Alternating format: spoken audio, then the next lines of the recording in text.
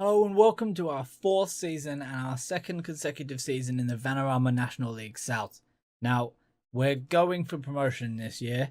We're fourth favourite in the league. We'll look at that in a second. But first of all, we've got our transfers. Now, we haven't actually brought in this many players. A vast majority of these are just because I forgot to sign my youth team. And when they all left, I realized I wasn't going to have a youth team if I didn't sign them. So I signed them all up, but then they couldn't join till the end of the season. So they've all come in now, and it's made it look like I've signed lots of players. I haven't. Everybody that came in on the 7th of the 6th is a youth player. So it's only the guys after that. So we start here with Io Obele. We take a look at Io Obele here. He's a new centre-back. He's going to fill in. He's probably going to play the middle role. He's strong. He's pretty quick. He's got stamina. He's decent at heading, marking, and tackling the things you need. He can even pass a little bit, so he fits in there. He can slide into midfield if I ever have some sort of midfield crisis. I think he's going to be excellent in our centre-back, and he more than adequately replaces the departing Stuart Cox here, who's gone. Next in, we've brought in a couple of strikers here. This is one of them, Adam Davey, which is really frustrating, by the way. And it's kind of winding me up that there's no S on the end of his name. Adam Davey, singular, is a striker. He's a bit more of a poachery type. He's a bit of a Semel Ramadan. He's probably gonna be a substitute striker for me. Not 100% sure, but that's what I'm thinking. Is he's going to replace Ramadan late in games when Ramadan starts getting tired, things like that. Finishing 12, composure 10. Not great in a bunch of technicals, but in decent where he needs to be for what he is. So we've brought him in. We've also brought in Joe Linley. It says defender right. He can play anywhere across the back. He should be a really good addition again. Decent passing as well and everything. He can cross too, so he can play right back, or of course we'll play him wing back if we do that. He's fit, he's pacey, he can fit in centre back, he can fit in right back. I think he can even play left back too. Excellent addition to our back line. We've got a midfielder here in Freddie Moncur. Again, pretty much just decent across the board. Passing 11, off the ball 9. Positioning and teamwork a little lower than I'd want, really, but there wasn't too much out there. Vision and work rate both really decent. Technique's good. Tackling decent. Marking decent, so we can play the sort of more defensive role if we needed to. He's fit. He's pacey. He's pretty quick. Again, I think he should be another good pickup.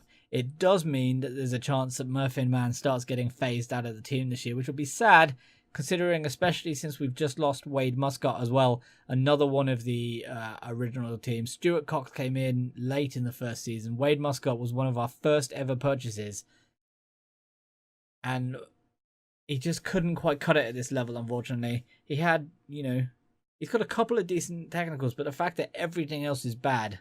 Hopefully he goes on to have a great career somewhere. He didn't quite cut it for me at this level. The only other good player that we lost, by the way, we let Danny Clifton go only because we brought in 2 strikers. So we had 4. 5 was too many. Danny was feeling like the odd man out. I'm going to let him go off, have a career somewhere else, and we'll move on with the guys that we have. That final forward that we brought in is Joe Quigley here, who's going to play more of the target man role for us. He's pretty excellent in all of the target man things that he needs to be. Passing's maybe a shade lower than I want, but even at an 8, that's more than adequate. There's actually a reason as well why there's not more incomings here. You remember me complaining about how we were probably going to have to rebuild the whole team because all of our players were wanting too much money? By the end of the season, none of them wanted any money. They were all okay with pay-as-you-play contracts, so they're not getting paid anything until they play games. It does mean that I'm running the risk of losing them if they do happen to have amazing seasons again. But they went from requesting £1,000 a week to being okay with nothing and £200 if they play a game. I think some of them are on like maybe 300, 350 if they play. But it just seems a weird drop across the board, literally every single one of them that wanted money that I couldn't sign was okay with a pay-as-you-play contract. So, not sure what was going on there, but that's why we didn't have to rebuild the team. So, the season preview has us coming in 7th this year, which would be where we came last year. It's actually, interestingly, it is a little lower than where we were about 2 weeks ago. I think we were 4th at one point. So clearly they don't like the changes that we've made to our team. The favourites this year, Sutton United just came down. Obviously, Real Life had that great run in the FA Cup this year. Whitehawk didn't manage to go up. Greenwich, of course, beat us at the end of last season, denied us the playoff spot. Interestingly, Gloucester, who got to the playoff final and lost, are still only predicted to come 17th, which seems a little weird. I don't know if there's been some massive change there. But to make the playoff final and lose, and then only to be predicted bottom third of the league, seems a bit bonkers to me. And we got our first game of the season today. It's against Malden and Tiptree, one of the new teams into the league. As far as I'm aware, I don't remember playing them last year. But they should be a pretty decent test as to how our new team is going to perform. So this is the team we're going with today. We've got Sharp in goal. He's back for another season. Van, our new guy, Oberle, and Cole are the back three. Lewis and George, I'm a right back Butler, are in at wing back today. Moncur is in at the central midfield defensive role, but he can play in the deep line playmaker role as well, although that is today filled by Tom Holland. Foster is the attacking playmaker. Quigley is taking that target man role. I want to see how he performs. And Ramadan is up there as the poacher. Fleet and Malden and Tiptree are two very evenly matched teams, and I think a draw looks the most likely. That's a really nice orange kit actually on the Malden players there. What are they playing? 4-2-3-1. Okay. Ooh, with the wide players against my wing backs, that could be interesting. Let's go with go out there and impress me. One of them likes it. I've got faith in you. I've got faith in you. Get into the game. Oh, look at the crowd. We have got. Oh, look at that away crowd. We are raking in the fans this year. Hopefully our crowds go up a little bit. I mean, that's what we're looking for now, is to start building a little bit of that fan base. I'm hoping. Oh, that's not a great start. Okay, they've hit it over the bar. I'm hoping that with if we can manage a promotion this season, we can start really picking up the fans a little bit. Maybe bring in a few hundred rather than just the odd 100. Oberle with a headed goal in off the bar on his debut. 9 minutes in. I don't remember scoring a goal from a corner at all last season. Not on a streamed game anyway. And not in a recorded game. But that is pinpoint precision. Leaps above his defender like a salmon. And heads that one in off the bar. And the new guy heads us in front within 9 minutes. And are we going to immediately concede? It's Hitchcock into Harris. Oh, he slid it into Reed, who's got loads of space. Sharp just calmly directs that past the post. And we've given away a corner. Do you think they want me to buy Motorsport Manager? See that bloody advertised everywhere. There's a deep corner. Van gets rid of it. All of our defenders coming up trumps today. Back out to Thomas. Let's close him down, lads. Close him down. Close him down. Close him down. Close him down.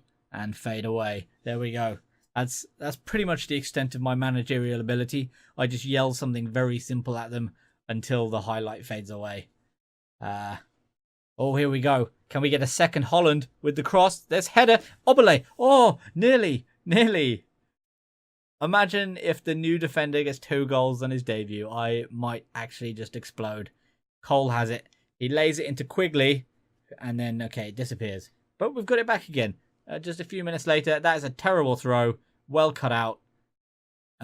Cole should get to that. He does. Into Oberle. Moncur goes for the long pass. Interesting. Not quite what we needed, but I guess it's okay that he's trying stuff. Oh, again, we've been done by a ball over the top, and we're not going to stop a third one. That's 3 balls over the top that we've been rinsed with this game.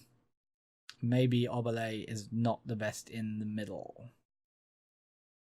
Maybe I should put Cole there. Is it Obele? I think it is Obele. It is Obele again. It's been done. At half time, I may swap them over so Cole's in the middle. Obele can play on the side. Can I just... No, I can't just drag him. I can do this though. Okay, swap those over. Calm. Keep going and you can win. Believe you can still improve.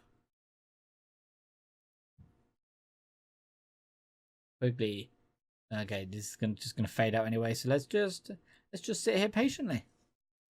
Didn't even have to wait very long. Alright, 55 minutes in. How are the stats? We've only had 2 shots on target. And they've had 2 clear-cut chances to our 1. And they have more possession than us. Not ideal, but we started slowly last season too and still nearly made the playoffs, so I'm not too worried. Should we bring on Davey for Ramadan and also give Lindley a game ahead of Cole, actually, because Cole's not playing that well. So let's bring both of those on.